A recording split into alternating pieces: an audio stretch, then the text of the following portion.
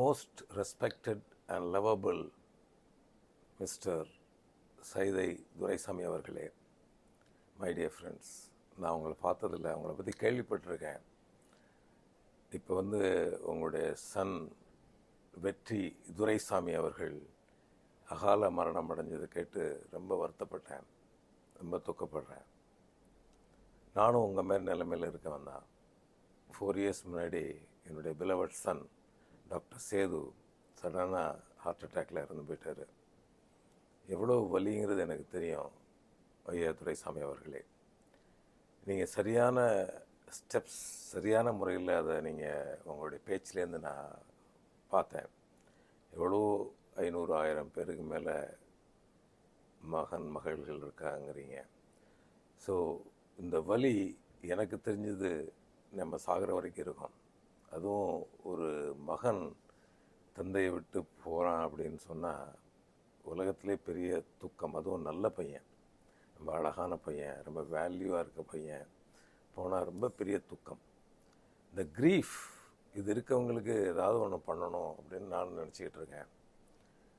ரொம்ப வலியில் இருக்கவங்களுக்கு இதில் எனக்கு தெரிஞ்சது, படித்தது, புரிஞ்சுக்கிட்டது வாழ்க்கையில் என்னென்னா, ஃபஸ்ட்டு அதை அக்செப்ட் பண்ணிக்கணும். You have to accept it. ரெண்டாவது ஃபீல் பண்ணுறது. சில பேர் ஒன்றும் இல்லை மறந்துடுங்க அம்மாங்க, அப்படி கிடையாதுன்னு நான் நினைக்கிறேன். ஃபீல் பண்ணலாம், அழுகலாம். நான் டெய்லி கூட அழுவேன் கண்ணதாசன் பாட்டை கேட்டுக்கிட்டு. Feel, then you have to release it. அந்த எனர்ஜியை வேறு எங்கேயாவது நல்ல இடங்களில் ரிலீஸ் பண்ணணும். உதாரணத்துக்கு நீங்கள் ஐஏஎஸ், ஐபிஎஸ் ட்ரைனிங் மாடியூல்ஸ், எவ்வளவோ உங்களுக்கு ஆப்பர்ச்சுனிட்டிஸ், அதுபோல் அதை ரிலீஸ் பண்ணணும். அதுக்கப்புறம் ஹையர் எவல்யூஷன், அசன்ட் அப்படின்னு சொல்கிறாங்க. அது உண்மைன்னு நான் நினைக்கிறேன்.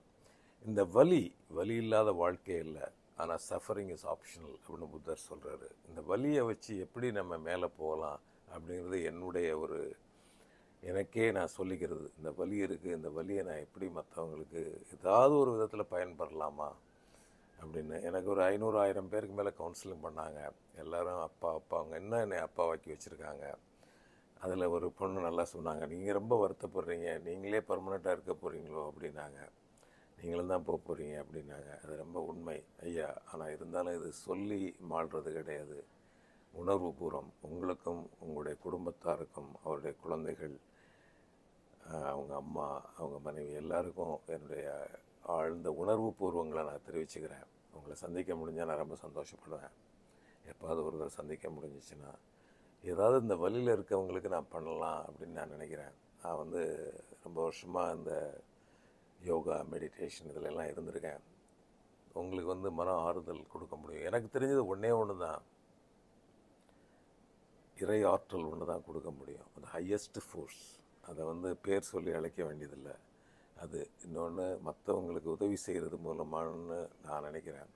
நீங்களும் அதை சரியான முறையில் அதை உணர்ந்திருக்கீங்க ஐயா.